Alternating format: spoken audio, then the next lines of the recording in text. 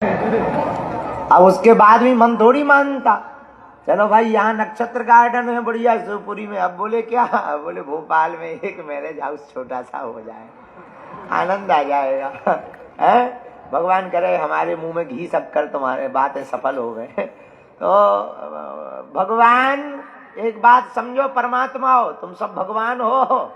सुनो, ये मन चंचल है, इसको आप ऐसे लगाम नहीं लगा सकते हो कि बड़े बड़े मकान, बड़ी बड़ी गाड़ियां, वासना की पूर्ति कभी होती नहीं है। मन जाता ही रहता, एक मकान है तो दूसरा, दूसरा है तो तीसरा, एक फिल्म देख ली तो दूसरी फिल्म, एक हास्य की बात सुन ली तो दूसरी। अब आजकल तो ऐसा जमाना आ गया कि शादियां भी ट्रेंडिंग में है।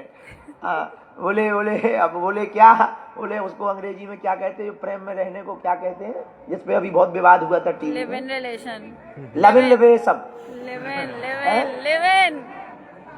हाँ लिव इन रिलेशन, हाँ लिव इन रिलेशनशिप है, हाँ बहुत बढ़िया अंग्रेजी। तो लिव इन रिलेशनशिप में रहने वाले लड़के, अब बताओ, हमने पूछा कि ये क्या है, बोले शादी न बच्चा, बोले सब ऐसे ही है। अरे उनका हनुमान जी बचावे, बहुत अच्छी बात है, भगवान की बहुत दया भी है, तुम लोग बने रहो। अब बताइए, ये मन है, पर ठीक है भारत में तो कुछ संस्कृति बची है, विदेशों में तो संस्कृति नष्ट ही है। वहां तो हम अभी लंदन गए, 2-3 बार लंदन गए, लगभग 10-12 देश गए, तो लोगों ने हमसे पूछा कि आप विदेश क्यों जाते हो। हम कहे इसलिए जाते हैं कि उन निकम्मों को समझाएं, वहां पता करना पड़ता है ये कौन से नंबर का पापा है। वहां की मम्मियां बताती हैं कि ये 4थे नंबर का पापा है, 3 पापा से तो डिवोर्स हो चुका। वहां का ऐसा कल्चर है, वो आम बात है। हम जब पहली बार गए, हमको बताया, बोले this is my 3rd wife.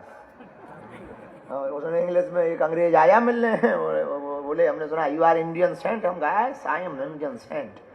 तो उसने कहा, हमने पूछा कि ये कौन है, बोले this is my 3rd wife. जिस दिन हम गए उसका वो था विवाह, अंगूठी वाला कार्यक्रम। तो अद्भुत बात, मजेदार बात ये थी कि जो नई शादी कर रहा था उसमें पुरानी वाली पार्टी देने आई थी। आओ, जिसको उसने छोड़ा था, तो हमें बड़ी हंसी आई। हमसे भी कहा कि आप चलो, हम कहीं नहीं, हम दूर से ही आशीर्वाद ठोक रहे, भाई आशीर्वाद है, अब हम साधु महात्मा आदमी हम। तो ये ठीक है, ये तो विनोद की बात है, पर हम बताना चाह रहे कल्चर की बात कि भाई देखो, ये मन है, ये मन ऐसे ही बढ़ता रहता, एक गाड़ी के बाद 2 गाड़ी, 2 गाड़ी के बाद काफिला होना चाहिए, एक मकान के बाद 2 मकान, 2 मकान के बाद हर शहर में मकान होना चाहिए। 99 रुपया हो गए तो 100 हो जाए, 100 हो गए तो 1000 का नोट बन जाए, 1000 जिन पे हो गए वो करोड़ की जिम्मेवारी देख रहे, जिन पे करोड़ आ गए वो 2 करोड़ करने के चक्कर में शेयर मार्केट पकड़ रहे। ये मन की वृत्तियां हैं, मन की वृत्ति को समझ लेना ही ज्ञान है। इसको समझ लिया जाए कि ठीक है सब बढ़िया है, तो हो गया। तो यहाँ कहीं कुछ है नहीं, सब चल रहा है, जो चल रहा आनंद है, जो मिले तो मस्त रहो, वरना व्यस्त रहो। तो मन को समझने का उपाय क्या है? मन को समझने का उपाय है, एक विदेशी दार्शनिक हुआ, बहुत अच्छा, हमारा बहुत प्रिय है, हम उसको बहुत प्रेम करते हैं, उसको बहुत पढ़ते हैं, बल्कि वो अंग्रेजी में लिखता है तो हमें हिंदी रूपांतरित करने में बहुत टाइम लगता है, लेकिन हम उसको बहुत पढ़ते हैं। एक विदेश में, यूनान में एक दार्शनिक हुआ, द डायोजनीज बहुत परिपक्व दार्शनिक हुआ, बहुत अच्छा महापुरुष, हमारी दृष्टि में तो वो बहुत अच्छा संत है। वो उसने एक बात लिखी है कि सुनो, कागज को कागज ही क्यों कहा जाता है? उसने सोचने का तरीका बताया, कागज को कागज ही क्यों कहा जाता है? जैसे इसका नाम क्या है, साउंड, पर इसको साउंड ही क्यों कहा जाता है? ऐसे उसने सोचने के तरीके लिखे। तो एक जगह उसने जो बात लिखी वो हम बताना चाह रहे हैं। उसने कहा कि मन चंचल है और मन की कोई नहीं कर सकता, खाज और मन समान है। उसने उपमा दी, खाज जानते हैं, खुजली और मन दोनों मौसेरे भाई हैं। बोले क्यों? बोले खुजली भी जितनी खुजाओ उतना मजा आता है, और खुजली की अच्छी खुजली पीठ में हो रही हो और दाव लग जाए खुजाने का, और फिर कोई बात भी कर जाता है, रुको तो रुको थोड़ा, अरे भाई रुको तो। जब खुजाए, अच्छा खुजाने में कब तक खुजली में मजा आता? जब तक खून न निकल आए। खुजली कब तक खुजाने में मजा आता?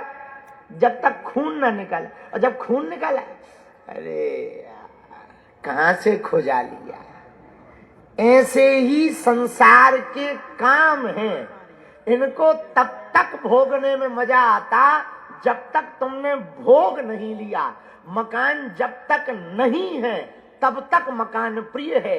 गाड़ी जब तक नहीं है तब तक गाड़ी के स्वप्न मीठे लगते हैं। ब्याह जब तक नहीं भया तब तक बढ़िया लगता है, फिर लगता सब बकवास है। समझ गए बात को? बात समझ आई? ये मन की वृत्ति है। किसकी वृत्ति है? जरा जोर से बोलो। मन की वृत्ति है। इस मन की वृत्ति को जान लेने वाले व्यक्ति को ही ज्ञानी कहा जाता है, जिसे ये पता हो जाए। अब हमसे ही देख लो, एक आदमी हमें मिला, बोले फलाने आपको गाली बकते हैं। हम कहा कौन बड़ी बात है, कोई बड़ी टेंशन वाली बात? बोले क्यों? अरे हमका कोई माला पहनाता है, कोई गाली बकता है। जिसके पास जैसी श्रद्धा है वो हमें चढ़ा रहा है। अपनी अपनी श्रद्धा का कमाल है। तो कोई आता है कपड़ा चढ़ाता, कोई दक्षिणा चढ़ाता है, कोई फूल चढ़ाता, कोई नारियल चढ़ाता है, अब कोई गालियां चढ़ा रहा। तो हम भी इतने बड़े वाले गुरु हैं कि हम दूर से ही कह देते जिसने जो चढ़ाया उसको वही फल मिले। अब बताइए, जिन्होंने फूल फल माला दक्षिणा चढ़ाई उनको तो ठीक है, जिन्होंने गालियां चढ़ाई उन्हें फल में क्या मिलेगी? अब आप समझदार हो। तो ज्ञानी कौन है? जो अपने आप के बारे में जान ले वो है ज्ञानी। क्या है वो? और अपने आप के बारे में जानने के लिए मन की वृत्ति को समझना आवश्यक है। पूछो कैसे? आज हम जब गाड़ी में आ रहे थे तो दो महात्मा बैठे थे गाड़ी में, ग्वालियर वाले पूज्य छावनी वाले महाराज जी थे। हमने उनको कहा कि एक बच्चा दौड़ा दौड़ा आया, अरे गुरुजी रोको रोको, आशीर्वाद दे दो। हमने अपने ड्राइवर सारथी से कहा रोक दो, बेचारा भाग रहा है। तो गाड़ी रुकी, उसने पहले तो पांव पड़ी। हमने कहा अच्छा आशीर्वाद है, हम चल रहे हैं, हमको नक्षत्र गार्डन जाना। गुरुजी एक फोटो और। हमने कहा तुमने आशीर्वाद के लिए रोका था, जाना। गुरुजी हमने कहा कोई बात नहीं, ले लो। अब फोटो ली उधर ही। हम तो समझदार आदमी हैं, अपन तो होशियार हैं जन्मजात। तो हमारी नजर पड़ी मोबाइल पर, तो फोटो तो ली, सो तो ठीक है, वहीं उसने स्कैप करके वीडियो चालू कर लिया। तो हमने कहा कि ये क्या था? बोले रील बनाई। ये मन की वृत्ति है। क्या है? अब बताइए, आशीर्वाद लेने को रोका था, रील बना के छोड़ा। खैर हम समझ गए कि शिवपुरी आ गए हैं, पर इसको मन की वृत्ति कहते हैं। इंदौर नरेश क्या कहते हैं इसको? मन की वृत्ति।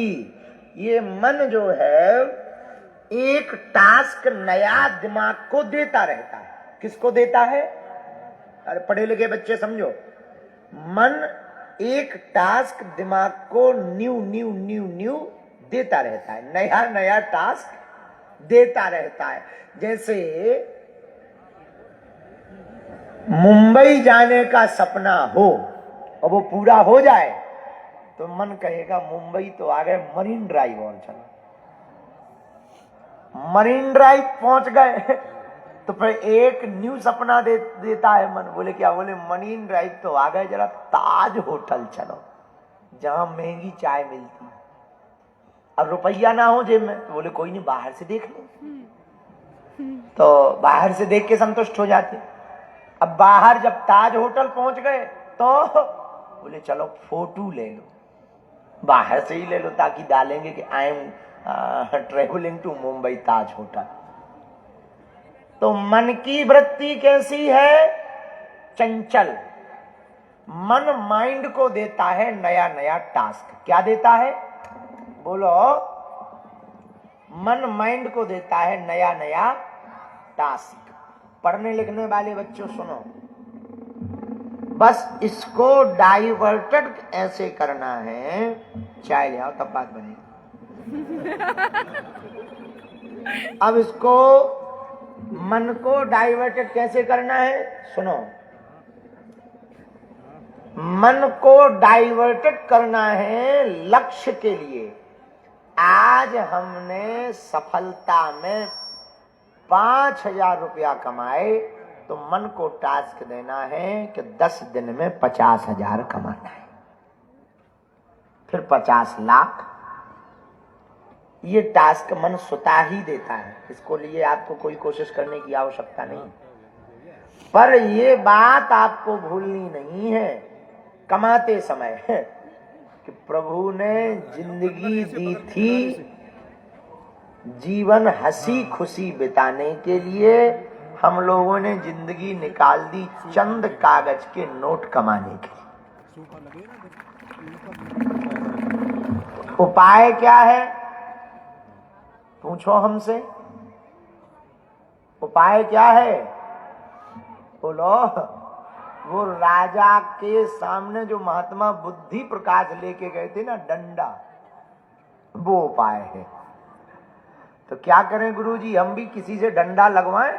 नहीं नहीं नहीं नहीं। बकरी को डंडा की आवश्यकता पड़ी, मन को गुरु की डांट की आवश्यकता पड़ी।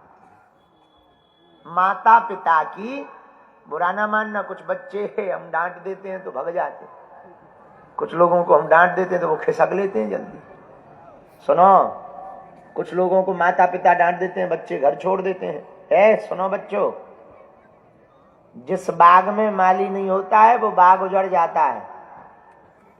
जिन बच्चों की परवरिश माता पिता के यहाँ देख रेख में नहीं होती है, वो उन बच्चों का जीवन बिगड़ जाता है। तो रोकने टोकने वालों को तुम लोग दुश्मन की नजर से मत देखा करो। रोकने टोकने वाले तुम्हें बचाने के लिए डांटते हैं, समझ गए भाई। माली यदि बकरियों से अपने बाग को ना बचाए तो क्या होगा? बाग खल्लास हो जाएगा। हाँ जी या ना जी? उसी प्रकार माता पिता गुरु अपने बच्चों को ना डांटे तो तुम्हारा जीवन भी क्या हो जाएगा? सीताराम। अंतिम बात और,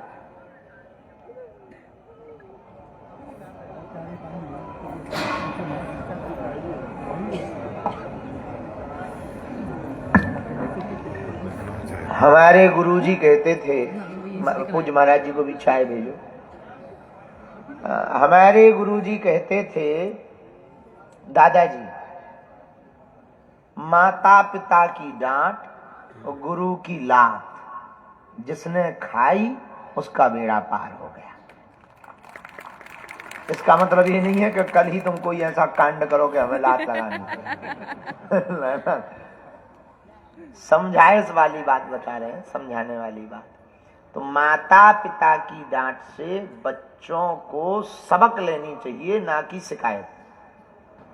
कुछ बच्चे माता पिता की डांट से बच्चों को दुश्मन की तरह देखते हैं। जितने छोटे बच्चे बैठे हैं सुन लो कान खोल के, माता पिता दुश्मन नहीं है। माता पिता तुम्हारा भला चाहते। तुम समय पे उठो, जल्दी उठो, पढ़ो, होमवर्क पूरा करो, अच्छे चलो, संगति में ना रहो, बात मानो। और तुम ठीक इसका उल्टा करना चाहते। क्या बनोगे? चपरासी बनोगे। और चपरासी भी आजकल कंपटीशन में है। वो भी चपरासी की नौकरी के लिए भी अब समझ जाओ क्या नहीं लगता। हाँ, तो माता पिता की डांट और गुरु की डांट को शिक्षा की दृष्टि से देखना चाहिए।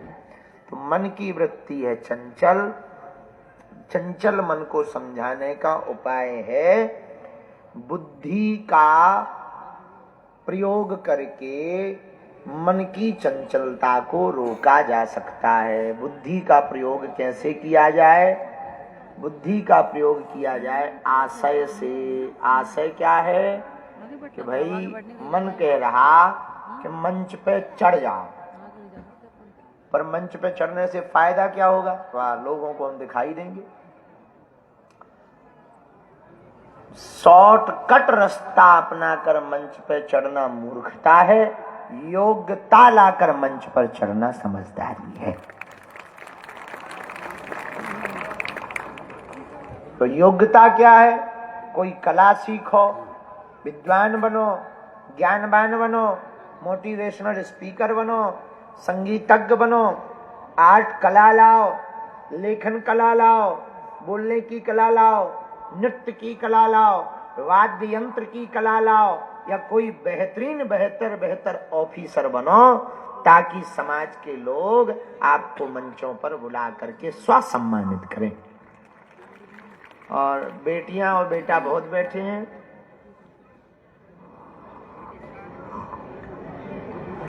बेटा और बेटी वो महान नहीं है जो माता पिता के नाम से जाने जाए कि ये फलाने की बेटी है या फलाने का बेटा है। बेटा और बेटी वो महान है जिनके नाम से माता पिता को जाना जाए। बात समझ आई बच्चों? स्कूल में इतने नंबर लाओ, इतने टॉप आओ कि आप जब स्टेज पर प्रमाण पत्र लेने जाएं तो वहां बैठे हुए लोग चर्चा करें कि ये अमुक की बिटिया है या बेटा है।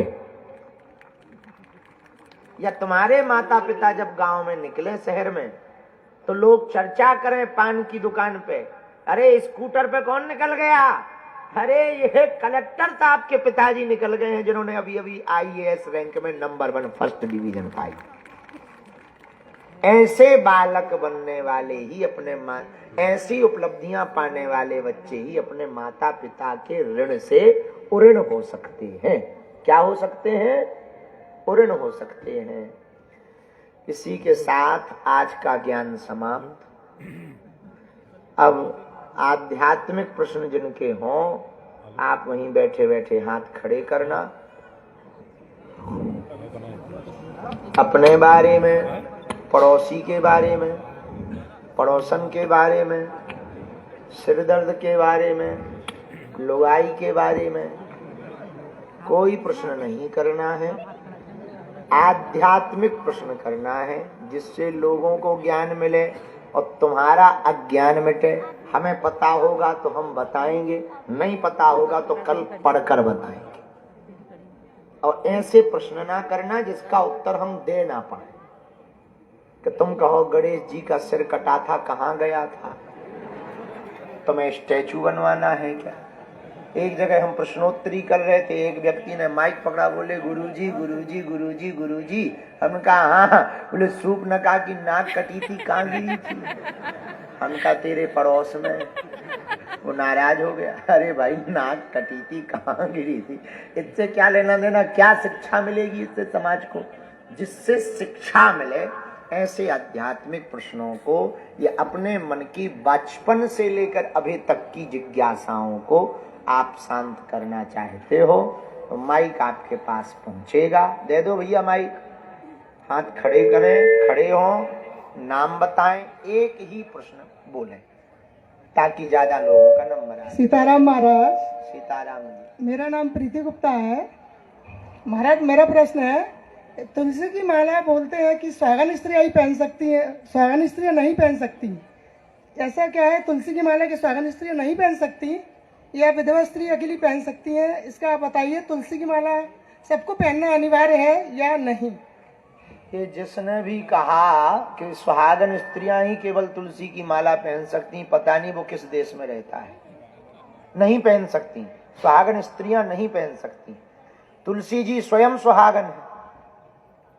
सुनो, ऐसा कोई भी वेद शास्त्र में वर्णन नहीं है कि सुहागन स्त्रियां तुलसी जी नहीं पहन सकती। पहन सकती हैं, कोई दोष नहीं है।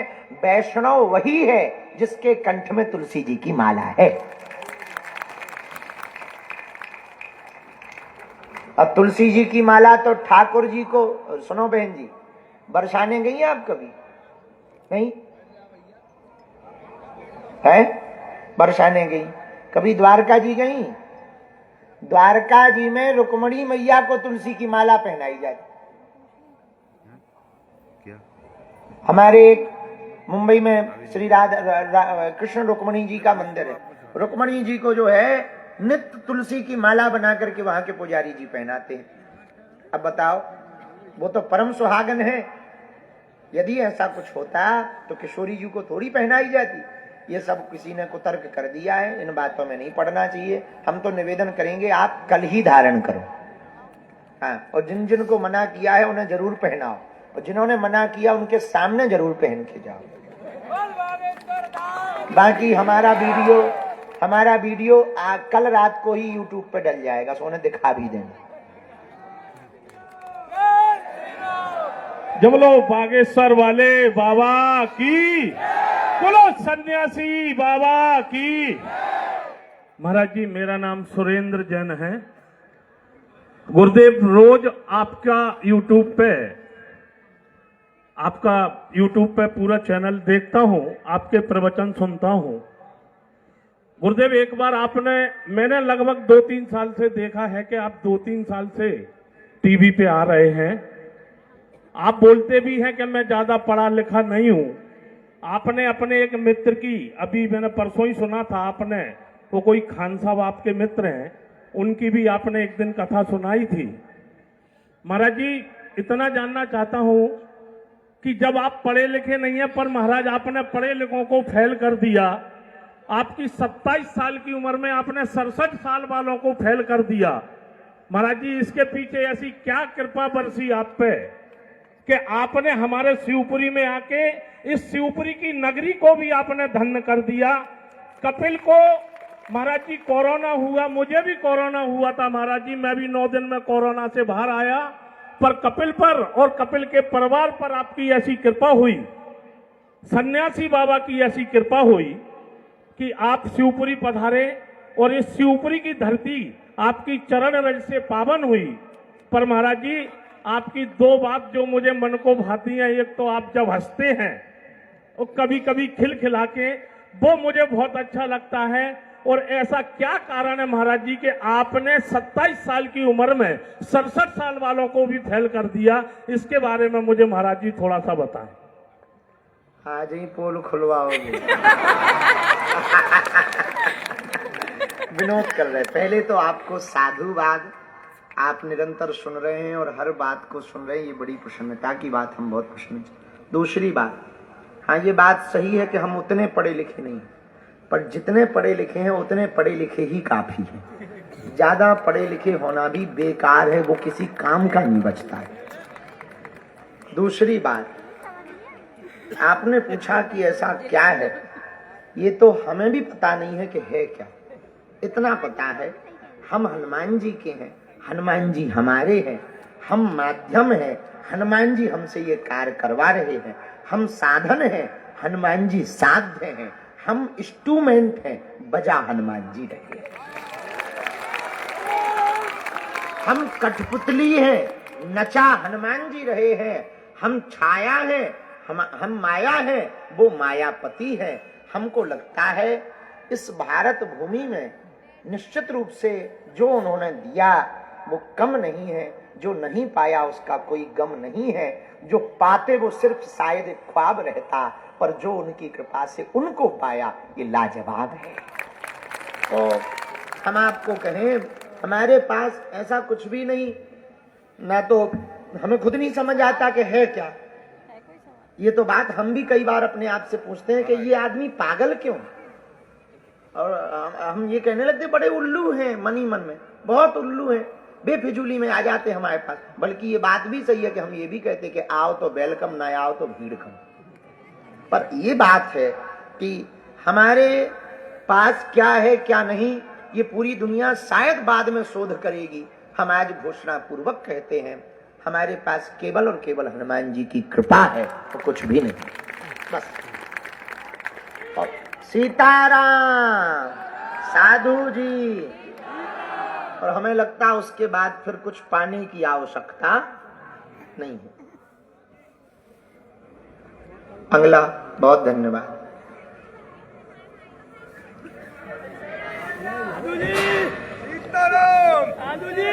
सीताराम पगला। बोलो बागेश्वर धाम सरकार की। साधु जी, साधु जी, महाराज जी के चरणों में मेरा सादर नमन। महाराज जी, मेरा प्रश्न है, भक्ति एक आधिकारिक होनी चाहिए, यानी एक निष्ठावान होनी चाहिए, एक ही इष्ट को समर्पित होनी चाहिए भक्ति और आराधना, या अन्य इष्टों को भी समर्पित है? मतलब जो भक्ति का मार्ग है वो हम एक निष्ठता से पा सकते हैं क्या? ऐसा क्या नाम है, कहाँ से? मेरा नाम सौरभ भार्गव है, मैं शिवपुरी से ही, शिवपुरी का ही रहने वाला हूँ। शिवपुरी के हो। सुनो भैया, एक ही साधे सब सधे, सब साधे सब जाएं। एक को साधोगे तो सबको साध लोगे, सबको साधोगे तो एक ही हाथ में नहीं आएगा। अब 20 किलो मेढक तोलना हो तो क्या होगा? छोटे छोटे मेढक रखोगे, 4 उचट जाएंगे, 50 ग्राम 100 ग्राम हर बार कम पड़ेगा। एक 20 किलो का मेढक धर दो, साथ ही चारों पैर पकड़ लो, वजन भी हो जाएगा और परेशान भी कम नहीं होना। कितने राज्य हैं भारत में? 29। सुनो, सभी राज्यों के मुख्यमंत्री को संभालते फिरो, एक तो सबका टाइम नहीं मिलेगा और सब संभालना बड़ा कठिन है। उपाय क्या है? प्रधानमंत्री को संभाल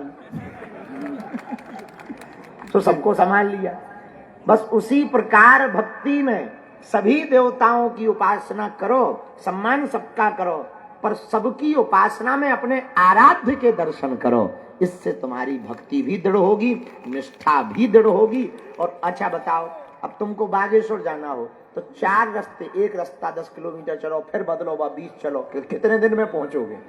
4-6 साल में। पर एक ही रास्ता सीधी चलते जाओ तो शाम तक पहुंचे ही जाओ। समझ आ गई? ऐसे ही भक्ति है, भक्ति भी। साथ ही महाराज जी, अभी आपने जिक्र किया कि हर माता पिता चाहते हैं कि बच्चे उनका नाम करें। महाराज जी के संज्ञान में मैं लाना चाहूंगा, या तो मेरे पूर्वजों का प्रारब्ध था कि क्या था। महाराज जी, जब मैं अपने 2nd ईयर में था, मुझे देश के 29 युवाओं में चुना गया था जिनने समाज सेवा के क्षेत्र में विशेष उल्लेखनीय कार्य किया था। और तत्कालीन राष्ट्रपति महामहिम डॉक्टर प्रणब मुखर्जी द्वारा मुझे राष्ट्रपति भवन में सम्मानित किया गया था। और उस समय मेरे साथ मेरे पिता मौजूद थे, और जब वो पुरस्कार दिया जा रहा था, मेरे पिता उसी राष्ट्रपति भवन में मौजूद थे। और जैसे ही पुरस्कार प्राप्त करके मैं पिता से मिला तो पिता ने मुझे अपने आगोश में ले लिया और मेरे आगोश में सिर चूम कर बोला कि बेटा, कभी जीवन में नहीं सोचा था कि कभी राष्ट्रपति भवन देखने को भी मिलेगा। एक शिवपुरी जैसे शहर से आज उस राष्ट्रपति भवन में मेरे बेटे को सम्मानित किया गया। और जब महामहिम से मेरा परिचय हुआ तो वो इस तरह से हुआ कि ये है श्री पुरुषोत्तम भार्गव, सौरभ भार्गव के पिताजी। आज बेटा तूने मुझे अमर कर दिया। बहुत बढ़िया। तो मैं यहाँ उपस्थित सभी जन सामान्य से एक ही निवेदन करना चाहूंगा कि समय कब परिवर्तन हो, कब हमारे हाथ में क्या रहे क्या ना चाहे। हर बच्चा चाहता है अपने माता पिता के लिए कुछ करना। मैं भी चाहता था अपने माता पिता को और भी खुशियां देना, लेकिन शायद ईश्वर को कुछ और ही मंजूर था और 2020 में वो मेरे पास हमारे बीच नहीं रहे। और लेकिन मुझे एक खुशी है, मेरे पास वो वीडियो है जब पिता की आंखों में आंसू हैं और बड़े गर्व से वो कह रहे हैं, जैसे हमारे माननीय प्रधानमंत्री कहते हैं 56 इंच का सीना। तो हाँ, उस समय जब मुझे पुरस्कृत किया जा रहा था, मेरे पिता का वो 56 इंच का सीना था। और वो वीडियो आज भी मेरे पास मौजूद है, जिसको देखकर मैं काफी प्रोत्साहित होता हूँ। तो मैं पुनः आज इस मंच से समस्त समाज को धन्यवाद देना चाहता हूँ। साथ ही महाराज जी के श्री चरणों में मेरा पुनः बहुत बहुत आशीर्वाद। बहुत अच्छा, बहुत अच्छा, बहुत अच्छा। एक शिवपुरी में एक कार्य और चल रहा है, अपना घर करके, अपना घर के। हरे कृष्णा। हो प्रभु, आ गए। दंडोत दंडोत दंडोत। बैठो बैठो बैठो। हरे कृष्ण। अपना घर की पूरी टीम बहुत अभूतपूर्व कार्य शिवपुरी में कर रही है। जो अनाथ है उनको सनाथ बना रही है। हजारों लोगों को उन्होंने जो है विक्षिप्त लोगों को, मानसिक विक्षिप्त लोगों को ले जा करके समाज, कोई सरकारी बिना सहयोग लिए बिना समाज के साथ मिलकर के पूरी टीम ने समाज को सुधारने का प्रण लिया है। और समाज से जो वंचित लोग हैं, उन वंचितों को गले लगा करके उनकी सेवा कर रहे हैं। हम अपना घर की पूरी टीम को साधुवाद